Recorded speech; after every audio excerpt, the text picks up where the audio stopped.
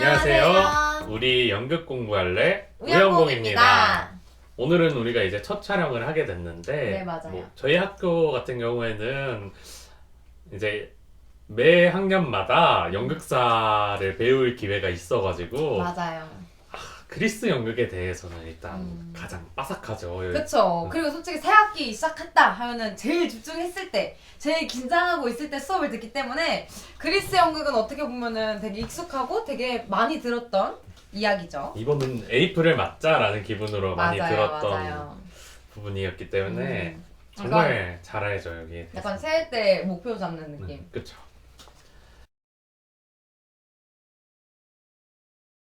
저희 목차는 자 1번 그리스 연극의 기원에 대해서 얘기할 건데 이때 시대적 배경이랑 연극적 시도랑 그리스 3대 작가에 대해서 말씀드릴 거고요.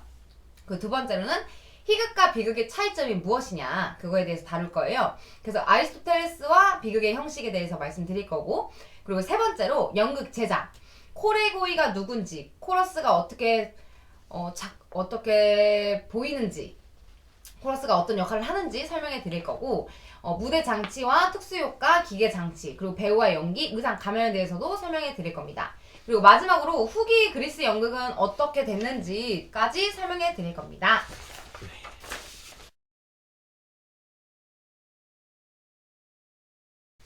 먼저 연극의 발생에 대해 설명드려야겠죠. 네, 제일 중요하죠.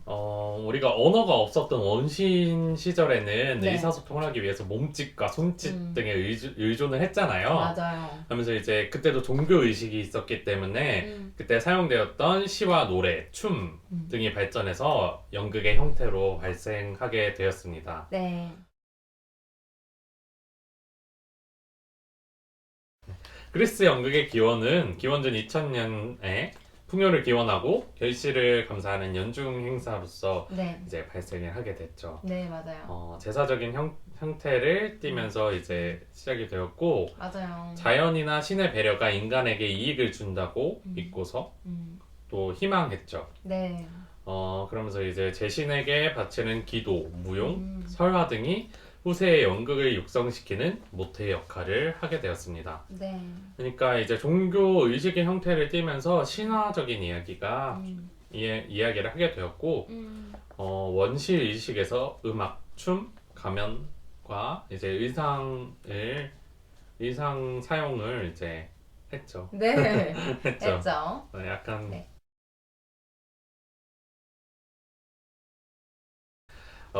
다음에 이제 그리스 연극의 시초에 대해서 설명을 드릴 건데요. 먼저 네. 가장 중요한 시대적인 배경을 먼저 알아야겠죠. 시대가 진짜 중요하죠. 이때 어땠나요? 그리스 연극의 시초라고 불릴 수 있을 때는 이제 고대 그리스의 황금 시대. 네, 완전 황금 시대였대요. 진짜 황금 시대. 이 시대의 연극은 범국가적이고 음. 범국민적 행사였기 때문에 이제 국가의 지원 아래에서 온 국민들이 참여했었죠. 했어요. 5세기경 그리스의 아테네는 정치, 철학, 과학 그리고 예술 분야에서 뛰어난 업적들이 많았죠. 네. 그래서 서양 연극이 생기려고 꿈틀대기 시작한 것도 이 시기였고 맞아요. 이때 그리스 철학자들의 굉장히 큰 활약이 있었어요. 네, 진짜 많았죠. 소크라테스, 플라톤, 헤로도토스, 피타고라스, 히포크라테스 우리가 많이 알고 있는 그쵸. 철학자들이죠. 이때 아테네가 여러분 이건 추가로 알아주시면 좋은데 아테네가 민주 정치를 최초로 시작한 나라라고 생각하시면 돼요. 네. 나라입니다. 그래서 소크라테스가 민주주의로 인해서 죽게 돼요. 독배를 마시고 참 안타까운 사건이지만 어쨌든 이때 그런 철학자들이 활약하고 있었다. 이때가 그리스의 황금 시대로서 네. 정말 여러 분야에서 중요한 발전을 이루었죠. 맞아요. 아까 말씀해주신 대로 민주주의의 진원지이고 모든 남성 시민들이 정치와 행정에 관여할 수 있는 자유민주주의를 완성했어요. 네. 하지만 이때 여성의 참정권은 없었죠. 없어요. 여자는 못해요. 말도 안 돼요. 아테네는 5세기 전 예술의 발전의 기본과 바탕이 된 것들을 계속 발전시켜 나갔어요. 네.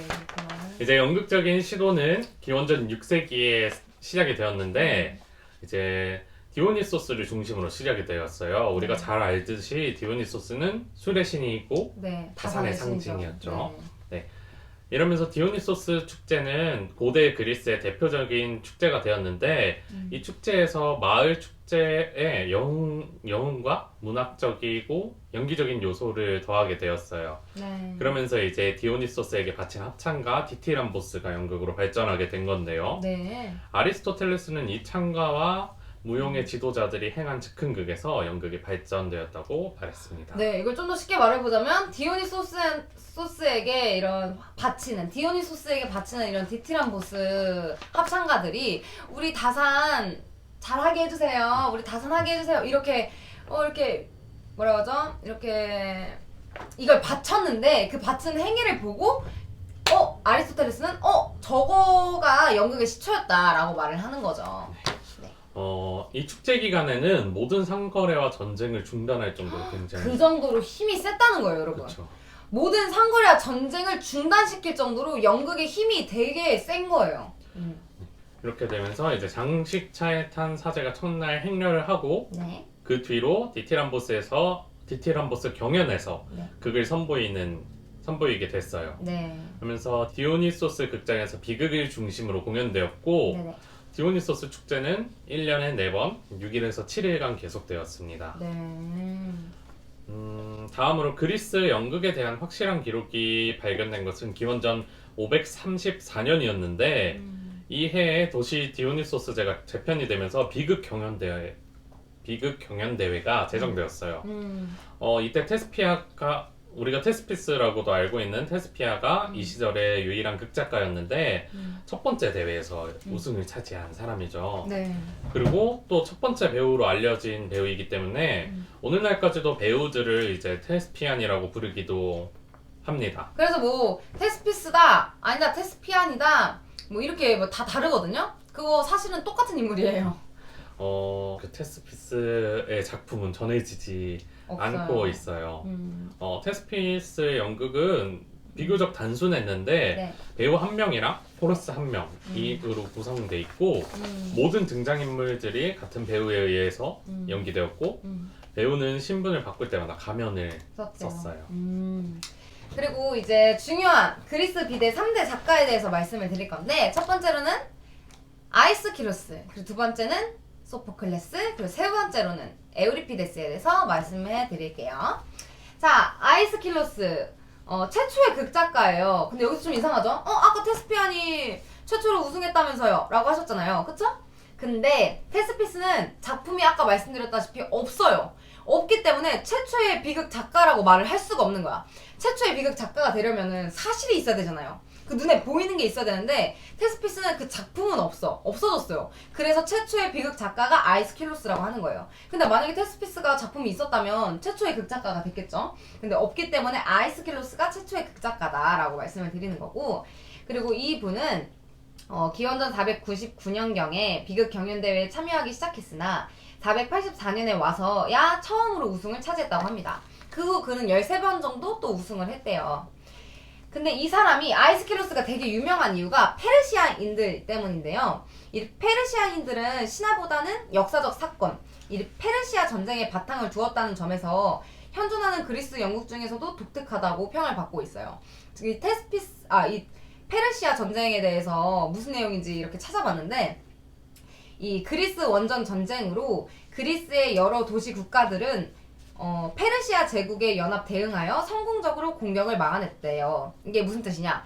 페르시아인들이랑 그리스랑 싸움을 했는데 페르시아인이 누가 봐도 그리스를 잡아먹을 수 있는 힘을 가진 국가였어. 근데 그리스가 페르시아인을 잡아먹은 거예요. 의외로. 그래서 그리스가 페르시아인들을 이긴 이유에 대해서 말을 해주는데, 이때 그리스 연극이잖아요, 이게. 그럼 대부분이 그리스는 잘났다, 그리스는 최고다, 그리스가 이렇기 때문에 이겼다 라고 연극을 꾸며낼 수 있는데, 이 아이스킬로스는 그러지 않았어요.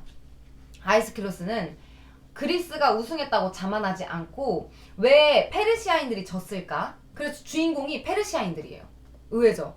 그러니까 예를 들어서 우리나라랑 북한이랑 전쟁을 했는데 우리나라에서 연극을 하는데 우리나라 사람으로 주인공을 하지 않고 북한 사람을 주인공으로 하고, 그래서 북한 사람들이 왜 전쟁에서 졌는지에 대해서 이야기를 쓴 거예요.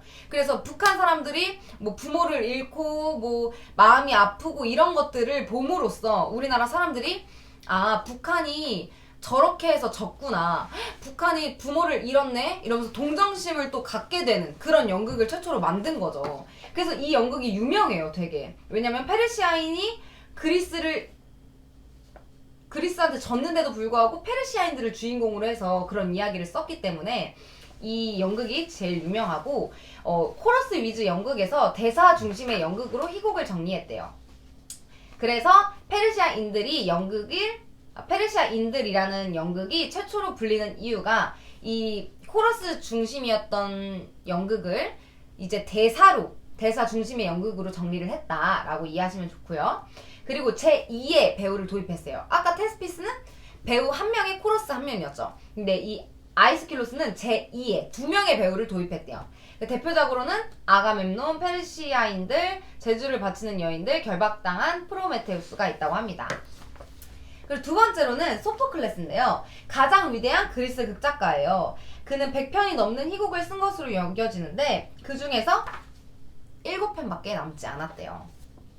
그는 경연대회에서 23번 우승을 했고, 첫 번째는 468년에 아이스킬로스를 물리치고 얻은 것이라고 합니다. 그래서 아이킬로스가 아까 관심 가졌던 종교적, 아까 말했던 페르시아인들 같은 경우는 정치적, 그쵸? 정치적인 이런 철학적인 이슈를 다뤘는데, 이 소포클레스는 그렇지 않았어요. 인간관계에 훨씬 더 직접적으로 관심을 가졌다고 하더라고요.